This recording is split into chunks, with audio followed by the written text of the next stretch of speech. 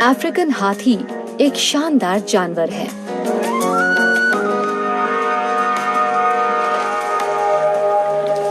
एक बहुत ही प्रभावशाली प्रजाति जिसका इकोसिस्टम पर असर पड़ता है।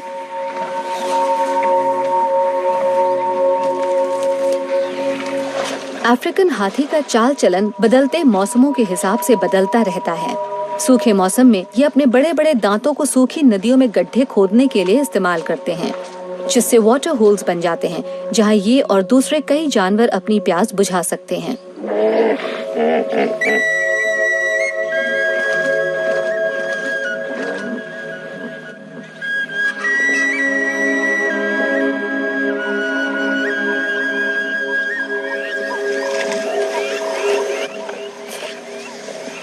इनका गोबर पेड़ों को खाद देता है और पेड़ों को उखाड़कर और छोटी झाड़ियों को खाकर ये ज़ीब्रास और दूसरे चराई करने वाले जानवरों के लिए मैदान खोल देते हैं।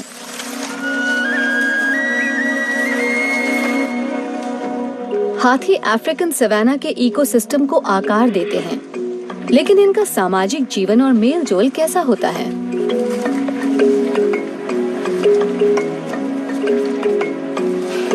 रिसर्चर्स बताते हैं कि ये भीमकाय जानवर बेहद होशियार और दमदार कैरेक्टर वाले होते हैं।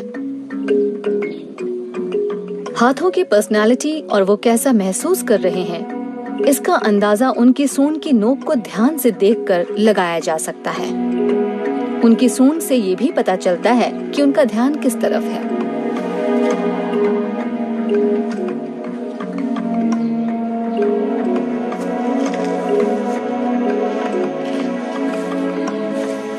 उन्नीस 1972 से साइंटिस्ट्स अम्बाज़ेली नेशनल पार्क में हाथियों की स्टडी करते आ रहे हैं। तब से अब तक हाथी के 50 से ज्यादा परिवारों का अध्ययन किया जा चुका है। परिवारों की मुखियाएं मादाएं होती हैं, जिनके साथ रहती हैं उनकी माएं, बहनें, आंट्स, कजिन्स और संतानें। खास तौर पर एक बुजुर्ग मादा इस परिवार की मुखिया है। नर तब तक परिवार में रहते हैं जब वो छोटे होते हैं, लेकिन जब वो जवानी में कदम रखते हैं तब वो बैचलर मेल्स के ग्रुप में चले जाते हैं।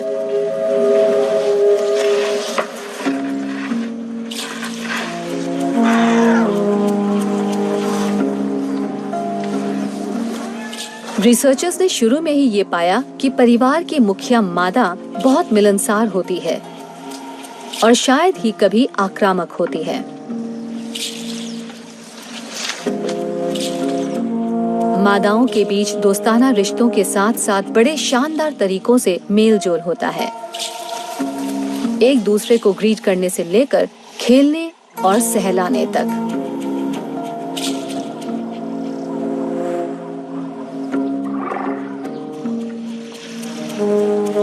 मुखिया मादा इन नेटवर्क्स के बीच में रहकर सबको जोड़े रखती है। उम्र के साथ आने वाला तजुर्बा और अक्लमंदी तो इसके पास है, लेकिन उम्र से सारे हाथियों के बीच का फर्क नहीं पता चलता। उनकी अपनी अलग अलग पर्सनालिटीज होती हैं और उसी के हिसाब से उनमें सामाजिकता होती है।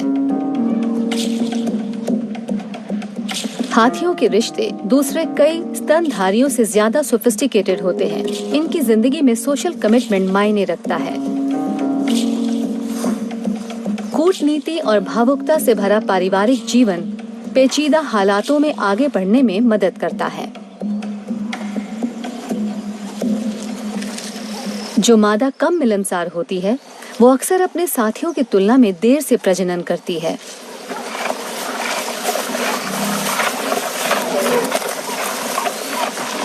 लेकिन जहां ग्रुप में कूटनीतिक मिलनसारता और भावुकता हो, वहां एक मादा आगे बढ़कर मुखिया कैसे बनती है? मुखिया होना पर्सनालिटी की एक खासियत है जिसे स्टडी किया जा रहा है, और ऐसा लगता है जैसे ये काफी कम उम्र में ही दिखाई देने लगती है।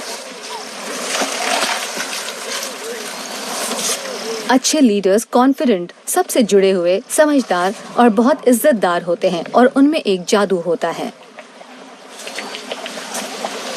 एक अच्छी मुखिया मादा वक्त के साथ ऊपर उठकर तब मुखिया बनती है जब उसमें सामाजिक तौर तरीके और पूरी समझदारी आ जाती है। ग्रुप के आपसी संबंधों के लिए एक अच्छी मुखिया का होना जरूरी है। इसके अलावा मादा मुखिया को कन्विंसिंग भी होना चाहिए और परिवार के कुछ सदस्यों को कन्विंस करना बहुत मुश्किल होता है। इसीलिए मुखिया बनने के लिए चुनौतियों का सामना करना पड़ता है।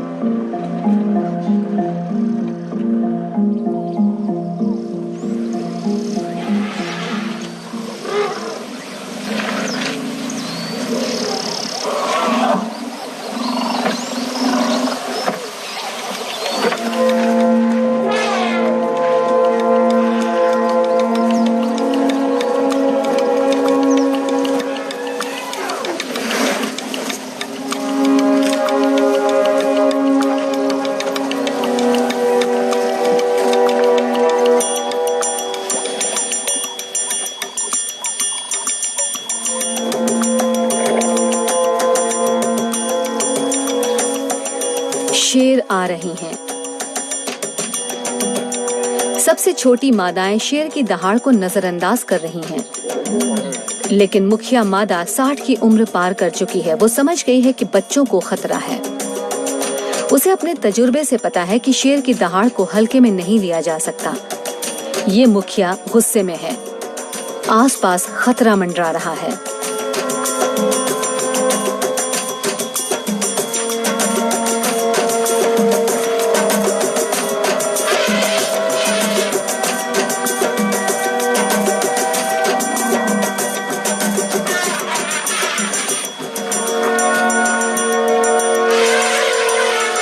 उसने तुरंत ग्रुप को जमा करके बच्चों के चारों तरफ एक सुरक्षा घेरा बना दिया और वो लगातार शेरों की आवाज सुन रही है, जिससे अचानक होने वाले हमले से बचा जा सके।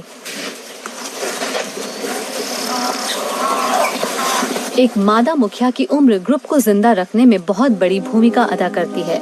कम उम्र की मुखिया मादाएं खतरनाक हालात पर कम रिएक्शंस देती हैं या जहां जरूरत नहीं होती वहां जरूरत से ज्यादा रिएक्ट करती हैं। उम्र के साथ इस फर्क को समझने का तजुर्बा आ जाता है।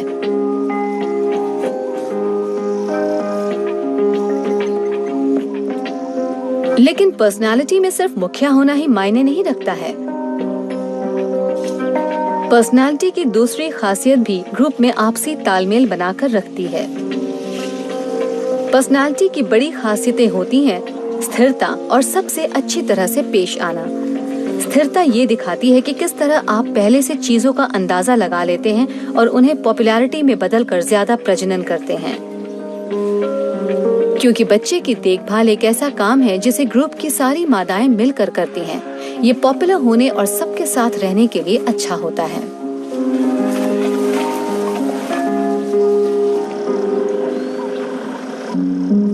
जो बच्चे सबसे पहले पैदा होते हैं उन्हें इस उम्र में ये तक नहीं पता होता कि कैसे माँ के पीछे पीछे चलना है।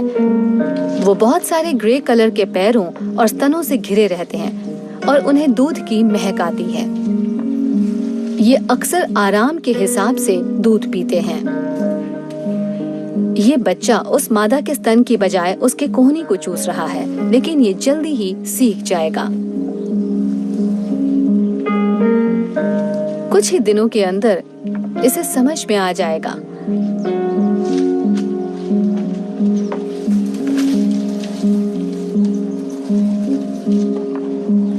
पर्सनालिटी की एक और बड़ी खासियत होती है शरारत। हाथी का शरारती बच्चा चंचल और जिज्ञासु होता है, जो जोश में आकर अपने आसपास की चीजों के साथ उठापटक करता रहता है। चूंकि पर्सनालिटी के अलग अलग लक्षणों का मतलब है अलग अलग फैसले, तो कोई भी मादा आगे चलकर मुखिया बनने के लिए कैसे ऊपर उठती है? इसका जवाब शायद कुछ हद तक खेल कूद में छुपा है।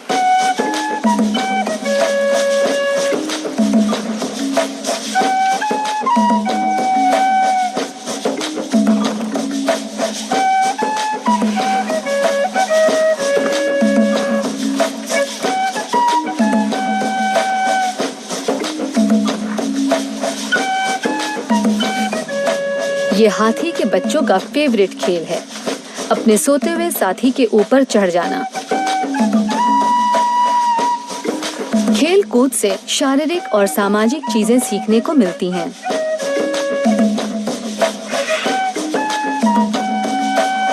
हाथी जितने ज्यादा चंचल होते हैं, उनकी सोच तनाव और विकास की परेशानियों को लेकर उतनी ही ज्यादा लचीली होती है। यहाँ तक कि उनकी वक्त से पहले मौत का खतरा भी कम होता है। दिलचस्प बात यह है कि छोटी मादाएं अक्सर अपनी मां की नकल करती हैं और चुपचाप ये समझने लगती हैं कि सामाजिक व्यवस्था में उनका क्या रोल है। इस तरह नक्शे कदम पर चलना उनकी सोच को लचीला बनाता है। ये भूमिकाएं वंश के आधार पर होती हैं या नहीं, ये अभी तक नहीं पता।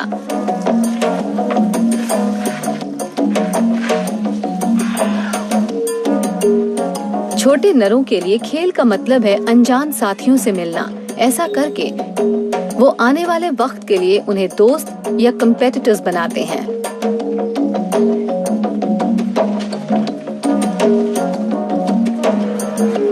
लेकिन खेल कूद सिर्फ छोटे हाथियों के लिए नहीं होता, ये तो जिंदगी भर चलता है। यहाँ तक कि 50 की उम्र के बाद भी हाथियों की मस्ती चलती रहती है और वो खेल कूद में लगे रहते हैं।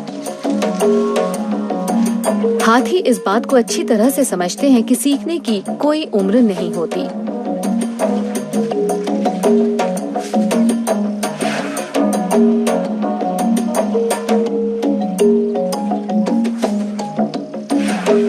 इन बूढ़ी मादाओं के बच्चे कुछ ज्यादा ही कॉन्फिडेंट होते हैं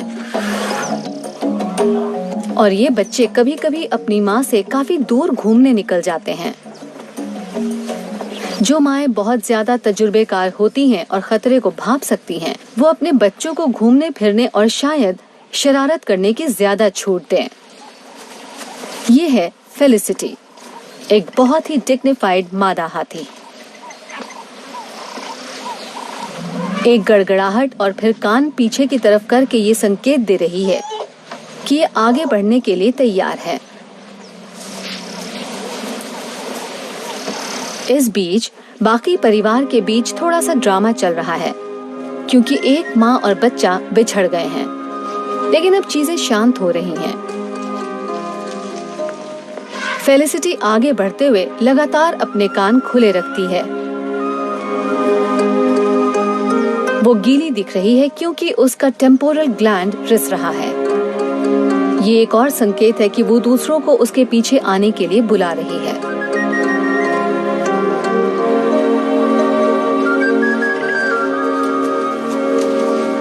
हाथियों की पर्सनालिटी उस वक्त सामने आती है जब वो दूसरों से मिलते जुलते हैं। कुछ बड़े अच्छे और शांत होते हैं, दूसरे जिज्ञासु और शरारती होते हैं। इनमें लीडर्स होते हैं, लेकिन कुछ थोड़े ढीले ढाले हाथी भी होते हैं। ये अलग अलग तरह के लक्षण उनके सोशल नेटवर्क्स पर असर डालते हैं और उनके सर्वाइवल पर भी। तो जाहिर है कि पर्सनालिटी हमारे दूर के रिलेटिव्स यानी कि हाथियों के लिए बहुत मायने रखती है, लेकिन ये हमारे नजदीकी भाई बंधुओं के लिए भी बहुत जरूरी है। ग्रेट एप्स के लिए क्या पर्सनालिटीज हमारी जैसी ही होती है?